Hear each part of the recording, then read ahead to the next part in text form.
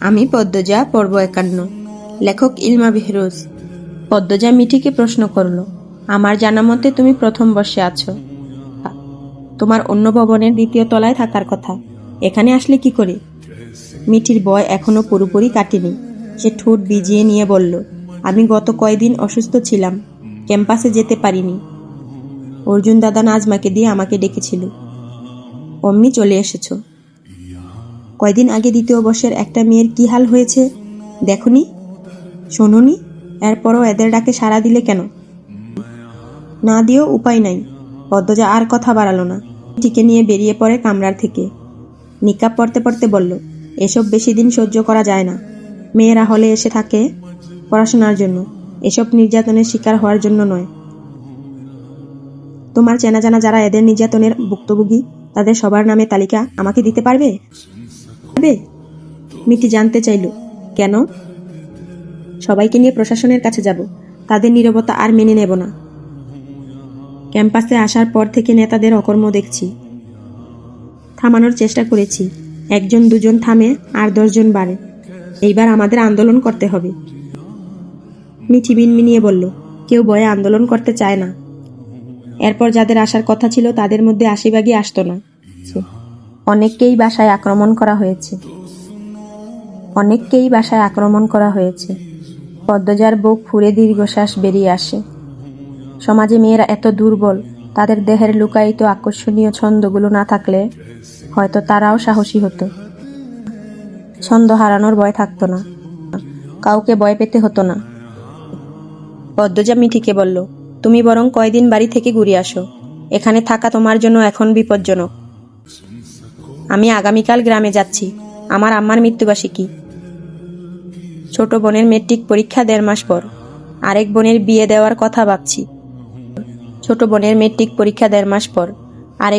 দেওয়ার কথা ভাবছি। 1.5-2 মাসের মতো গ্রামে থাকবো, এরপর এসে এই নেতাদের ব্যবস্থা করব। তোমাদের বর্ষের শিখা আছে না? মেয়েটা বেশ সাহসী, ওর মতো আরও একটা মেয়ে পাশে থাকলেই হবে। তুমি যাও এখন, দ্রুত বাড়ি ফেরার চেষ্টা করো।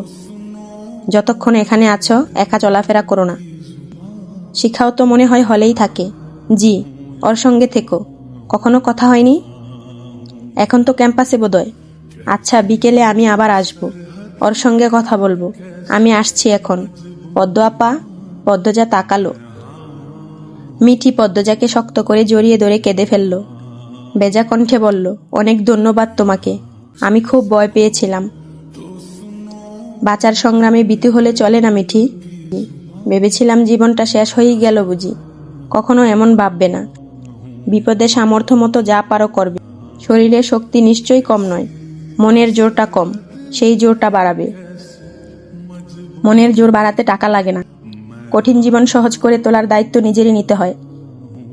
মিঠি মাথা তুলে তাকালো, একটু সরে দাঁড়িয়ে চোখের জল মুছে বলল, দ্রুত ফিরবে পদ্ম আপা।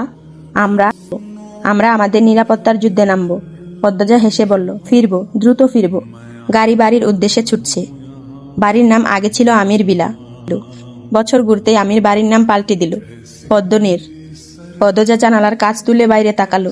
রাস্তাঘাটে মানুষজন কম, ঠান্ডা বাতাস, সূর্যের আলোয় একদমই তেজ নেই, যেন থুরথুরে বুড়ো হয়ে গেছে।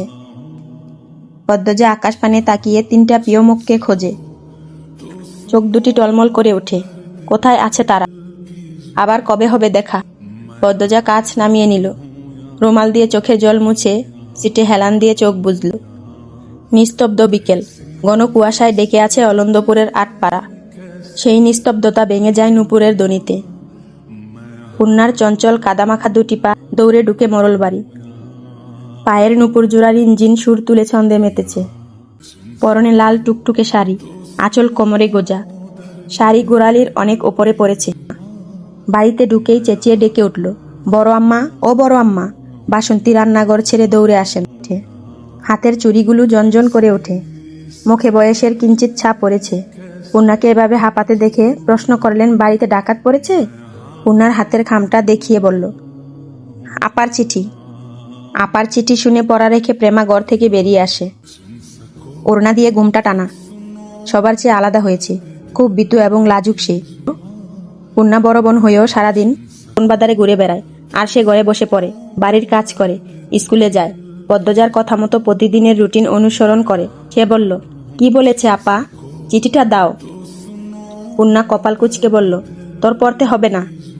মাঘ মাসের 19 তারিখ আসছে, অনেক দিন থেকে যাবে। আজ কত তারিখ? প্রশ্ন করলেন বাসন্তী। পূর্ণা কাঁদো কাঁদো হয়ে বলল, 19শে মাঘ। আজই? বিকেল তো হয়ে গেছে। পূর্ণা অস্থির হয়ে বাসন্তীর কাছে দৌড়ে আসে, 2 হাত ধরে করুণ স্বরে বলল, তাড়াতাড়ি সালোয়ার কামিজ বের করো, এভাবে দেখলে একদম মেরে ফেলবে আপা। বাসন্তী আরো করুণ স্বরে বললেন, মা, আমি আগে আমার রূপ পাল্টাই, তুমি তোমারটা খুঁজে নাও। কথা শেষ করেই বাসন্তী ঘরের দিকে চলে যান। বুক দুরু দুরু কাঁপছে, পরনে ঝিলমিল ঝিলমিল করছে টিয়া রঙের শাড়ি, 2 হাতে 3 ডজন চুড়ি, কপালে টিপ, ঠোঁটে লিপস্টিক। এই অবস্থায় পদ্মজা দেখলে কেলেঙ্কারি হয়ে যাবে। তিনি সাজগোজ পূর্ণার কথায় ছেড়ে দিয়েছিলেন, এরপর পূর্ণার কথাতেই দুজন মিলে আবার শুরু করেছেন। পদ্মজা 1-2 দিনের জন্য অতি শীতে বাড়ি আসে, তখন সব রং বেরঙের জিনিস লুকিয়ে রাখা হয়। পূর্ণা চিঠি প্রেমার হাতে দিয়ে গড়ে গেল, ট্রাঙ্ক খুলে সাদা কালো রঙের সালোয়ার কামিজ বের করে পরে নিল দ্রুত। হাতের চুড়ি খুলতে গিয়ে ভেঙে গেল কয়েকটা। অন্যবার 2-3 দিন আগে চিঠি আসে, আর আজ যেদিন পদ্মজা আসছে সেদিনই চিঠি আসতে হলো। 10 দিন আগে চিঠি পাঠিয়েছে পদ্মজা, ডাকঘর থেকেই দেরি করেছে। পূর্ণা মনে মনে ডাকঘরের কর্মচারীদের গালি দিয়ে 14 গোষ্ঠী উদ্ধার করে দিচ্ছে। সে দ্রুত জুতা পরে বারান্দায় এসে প্রেমাকে তাড়া দিল, জলদি পানি নিয়ে আয়, প্রেমার বেশ লাগছে।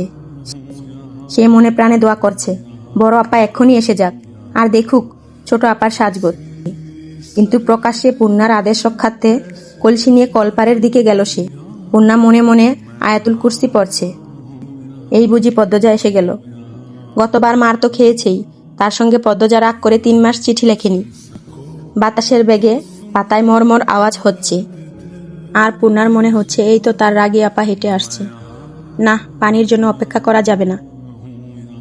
পূর্ণা কলপারে ছুটে যায়, কলসি থেকে পানি নিয়ে পায়ের কাদা, ঠোঁটে লিপস্টিক ধুয়ে ফেলে, কপালের টিপ খুলে লাগিয়ে রাখলো কলপারের দেয়ালে। হাতের চুড়ি, গলার হার, কানের বড় বড় দুল ট্রাঙ্কের ভেতর রেখে এসেছে।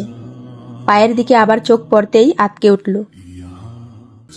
নুপুর জোড়া হাঁটার সময় অনেক আওয়াজ তোলে, এরকম নুপুর পরা নাকি ইসলামে নিষেধ। আবার দৌড়ে গেল ঘরে। দৌড়াবার সময় বারবার হুমড়ি খেয়ে পড়তে গিয়েও নিজেকে সামলে নিচ্ছে। নুপুর দুটো খুলে ট্রাঙ্কের ভেতর রেখে দপ করে মাটিতে বসে লম্বা করে শ্বাস নিল। বিড়বিড় করে বলল, বাঁচা গেল। পর মুহূর্তেই হাঁটুতে থুতনি রেখে মিষ্টি করে হাসল একবার। আজ তার আপা আসবে, তার জীবনের সবচেয়ে দামি এবং ভালোবাসার মানুষটা আসবে। ঈদের আনন্দের চেয়েও বেশি এই আনন্দ। পূর্ণা মাথায় গোমটা টেনে রান্নাঘরে গেল। প্রায় বছর খানেক পর আবার রান্নাঘরে ঢুকেছে সে। বাসন্তী সাদা রঙের শাড়ি পরেছেন, তাড়াহুড়ো করে এটা ওটা রাখছেন। পূর্ণা সাহায্য করার জন্য হাত বাড়ালে বাসন্তী বললেন,